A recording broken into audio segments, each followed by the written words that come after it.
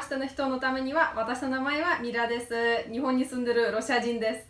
で、いつも見てくれてる方にとっては本当にありがとうございます。いつもコメントとかライクで本当に元気つけられますから、またもっともっと頑張ります。いつもありがとうございます。で、今日はちょっと買い物してて、新しい帽子買いました。いかがですか？なのでちょっとせっかくなんで、ちょっとこういう風にサングラスと帽子の夏スタイルのさっぱり美味しいスムージーを作りたいと思います。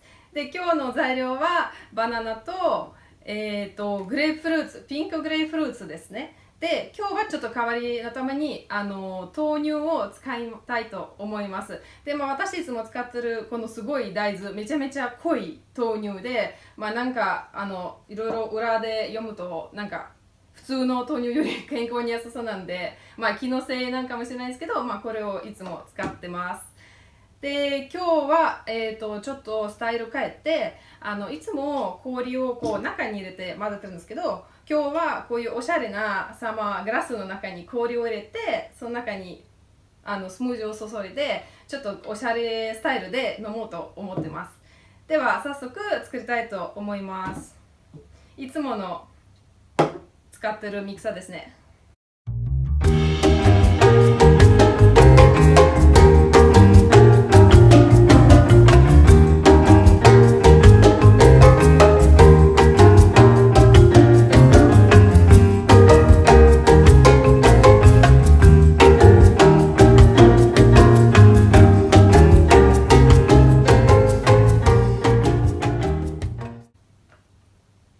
スイッチオンです。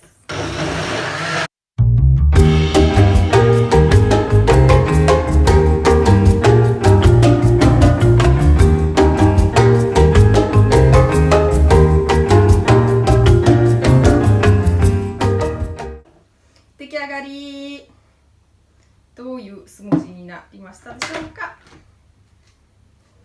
ちょっといいピンク色ですね。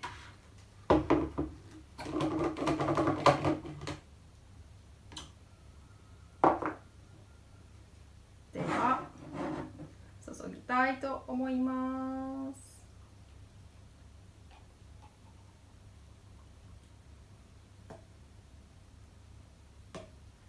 で、今日は特別に実はストローを用意しました。ちょっとスムージーは濃いからストローが薄くて本当に飲めるか自信がないんですけど、飲んでみます。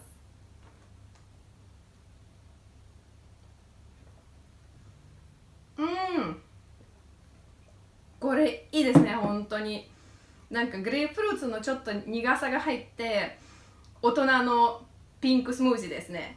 で、ちょっとおしゃれのためにこの余ったグレープフルーツの4分の1なんかカフェのように飾ってみたいんですけど、ちょっと自信がないんですね。初めてやります。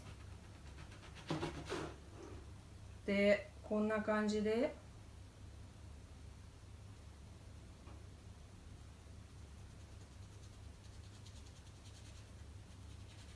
こんな感じでこんな感じ、逆